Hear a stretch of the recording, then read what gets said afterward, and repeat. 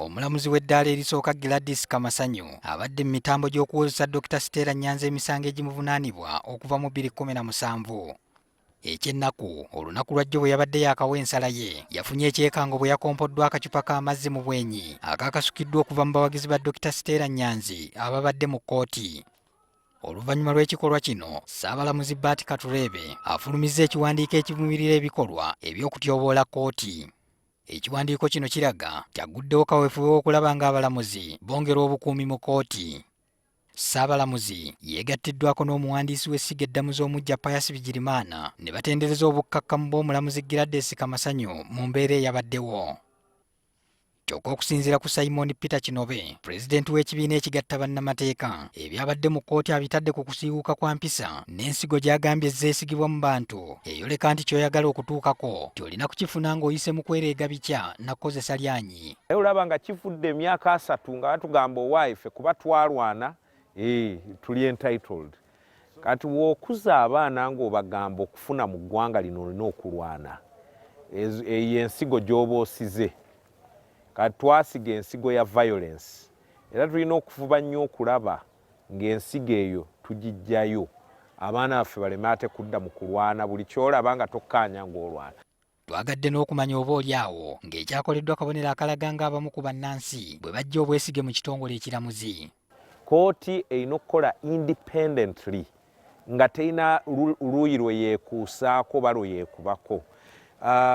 Naye era ffe tugamba nti kooti ne weeba esobezza tokuba mulamuzi miggo, tomukasukira bicupa, tomukasukira mayinja.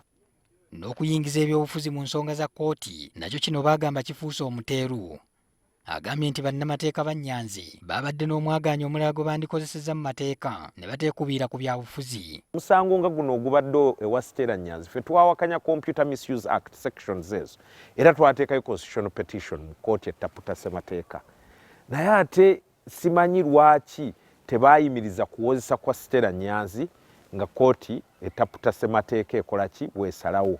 Naye ate gwe n'osalawo ate ogende oyite press rally. Zibadde mu musango gwa Dr. Stella Nyanzi okuva nga 16 omwezi gw'omusanvu. Ku lunaku olwo Dr. Stella Nyanzi baamumma olukisa okuyita abajulizi n'atusaba n'atuwummuza nga bapulida. So okuva 16 omwezi oguwedde Dr. Stella Nyanzi yabadde pulida we yabadde akola omusango guno. Ebyo nga bikyali awo, Minisita avunaanyizibwa ku by'okukwasisa amateeka n'obuntu bulamu Simon Lokodo ategeezezza nti agenda kuggulawo omusango omupya ku Dr. Stella Nyanzi amuvunaana okwekola ebitajja ku mmere emisana omulamuzi Gladys Kamasanyu bwe yabadde amusalira omusango ogw'okukozesa obubi ebyuma bikalimagezi olunaku lwajjo. Pornography Act is very clear. It criminalizes any activity of exposure of parts of the body that are provocative. And we are going to apply the law. Lokodo agamba nti era Nyanzi bagenda kumukebera omutwe okukakasiza ddala obanga teyayita ttembo.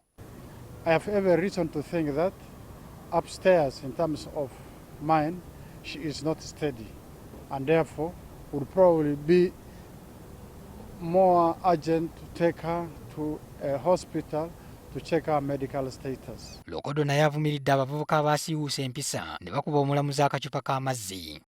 Patrick Ssenyondo, NTV ku ssaawa emu.